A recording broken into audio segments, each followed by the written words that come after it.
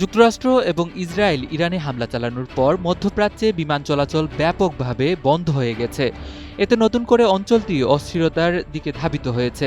Flight tracking সেবা এর মানচিত্রে দেখা গেছে শুক্রবার রাত থেকে শনিবার সকাল পর্যন্ত ইরান, ইরাক, কুয়েত, সংযুক্ত আরব আমিরাত, লেবানন, বাহরাইন ও জর্ডানের আকাশ প্রায় শূন্য ছিল।